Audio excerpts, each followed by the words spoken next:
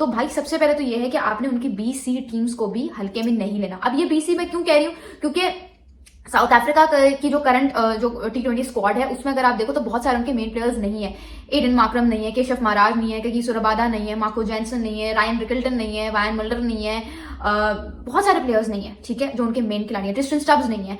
तो एक जैसे कहते हैं बहुत फर्क है उनकी मेन टीम में और उनकी इस वाली टीम में। लेकिन इस वाली टीम को भी हल्का नहीं लिया जा सकता, क्योंकि अगर आप बैटिंग ऑर्डर में देखें तो फेरेरा उनका कप्तान, ठीक है, ब्रेड्सकी है, ब्रेविस है। ब्रेविस को तो आपने देखा, he is a wonderful batsman, ठीक है, बहुत तगड़ा बैट्समैन है। उसके अलावा फेरेरा उनका कप्तान, ठीक है। फिर आप देखो बॉलिंग में नुंगी नगीडी, ठीक है। तो फिर बहुत सारे ऑप्शन है। कॉबन बोश जबरदस्त ऑलराउंडर। तो इनके ये वो खिलाड़ी है जिन्होंने अपने आप को ऑस्ट्रेलिया के अगेंस्ट अपने आप को प्रूव किया हुआ है। एक ने तो ऑस्ट्रेलिया में सेंचुरी भी मारी है, जिसमें प्रेटोरियस इनका एक बहुत जबरदस्त बैट्समैन है। पाकिस्तान में रिजवान कम बैक नहीं कर रहे, और यकीन करें जो लास्ट साउथ अफ्रीका के अगेंस्ट सीरीज हुई थी उसमें रिजवान के पूरी सीरीज में 197 रन थे।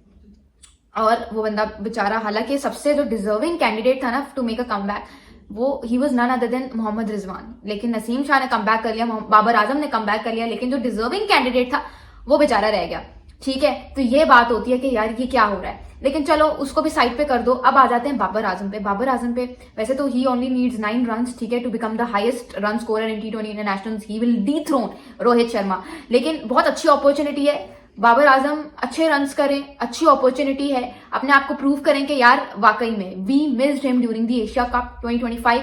तो उस मिसिंग को जस्टिफाई भी करें कि हमने उन्हें क्यों मिस किया।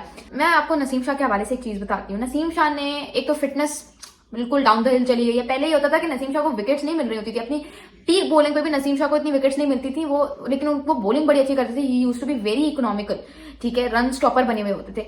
अब ये मसला है कि ना उनको विकेट्स मिल रही हैं और ना वो रन स्टॉपर है, बल्कि रन लीक कर। 2 मैचेस में, एक मैच में 18.5 की इकोनॉमी, एक में 11 की इकोनॉमी। टोटल अगर बॉलिंग एवरेज देंगे तो कोई 34.61 की बनती है, और 30 मैचेस में सिर्फ 25 विकेट्स हैं। तो ऐसे क्या, कहां पे नसीम शाह ने अपने आप को प्रूव किया टू मेक अ कमबैक। उनकी वजह से हमने बहुत डिजर्विंग कैंडिडेट्स बिठाए, ठीक है।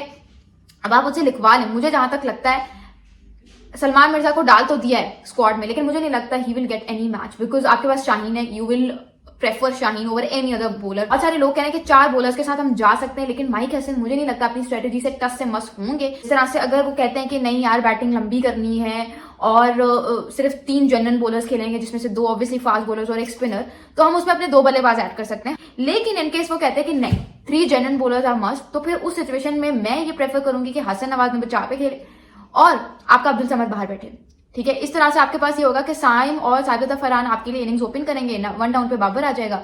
फिर नंबर 4 पे आपके लिए हसन नवाज, 5 पे सलमान अली आगा, 6 पे उस्मान खान, 7 पे आपका मोहम्मद नवाज, 8, 9, 10, 11 पे आपके 4 जनरल बॉलर्स आ जाएंगे, जिसमें से एक जो है वो अबरार अहमद होगा और बाकी के जो 3 है वो फास्ट बॉलर्स कर लो, ठीक है। शाहीन, वसीम जूनियर और नसीम शाह।